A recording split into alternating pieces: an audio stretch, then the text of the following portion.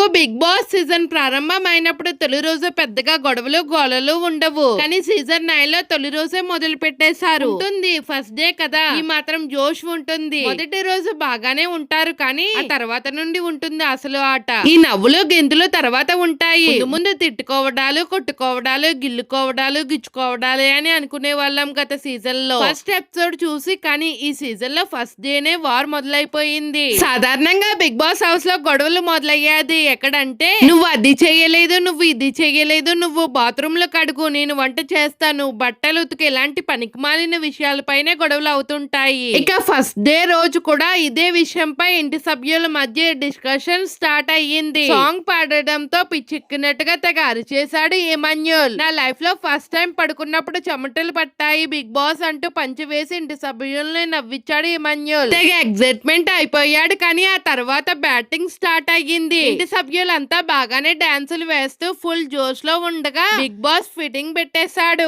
ఎవరు ఏ పనులు చేయాలనే దానిపై డిస్కషన్ నడిచింది. ఒక్కొక్కరు బ్యాచ్లు ఇచ్చుకుని పనులను కేటాయించుకున్నారు. అయితే అందరూ కలిసి తిన్న గిన్నెలన్నీ రీతు చౌదరి క్లీన్ చేస్తుందని బ్యాచ్ ఇచ్చాడు పవన్. అక్కడ మొదలైంది గొడవ. హౌస్ క్లీనింగ్ అంటే స్టవ్ కూడానా అని అడిగింది రీతు. హౌస్ క్లీనింగ్ అంటే అన్ని వస్తాయి, కిచెన్ టేబుల్ కూడా హౌస్ క్లీనింగ్ లో భాగమే కదా అని అడిగాడు హరీష్. అన్ని మేము క్లీన్ చేస్తే నెక్స్ట్ వచ్చే వాళ్ళు కూడా అదే చెయ్యాలి కదా అని అన్నాడు ఎమాన్యుల్. అయితే కుక్ చేసే వాళ్ళు మాత్రం క్లీనింగ్ చేయరు, కుక్ ఒకరే చేస్తారు అని తెగేసి చెప్పింది ప్రియా. దాంతో హరీష్ అయితే ఖాళీగా ఉన్న సంజన గారు క్లీనింగ్ చేస్తే బాగుంటుంది అని అన్నాడు. దాంతో మర్యాద మనీష్ కల్పించుకుని హరీష్ ముందు మర్యాద పోగొట్టుకున్నాడు. అది కరెక్ట్ కాదని మనీష్ అనడంతో హరీష్ కి కాలింది. మనీష్ నీకు బ్యాచ్ రాలేదు కదా, మాట్లాడొద్దు అని అన్నాడు. ఎందుకు మాట్లాడొద్దు అని మనీష్ అనడంతో ఇద్దరి మధ్య గొడవ రేగింది. మధ్యలో మన పెద్దన్నయ్య భరణి వచ్చి కూల్ చేసే ప్రయత్నం చేశాడు. అయితే హరీష్ మాత్రం తగ్గలేదు. ఏదైనా అయితే నేను చూసుకుంటా,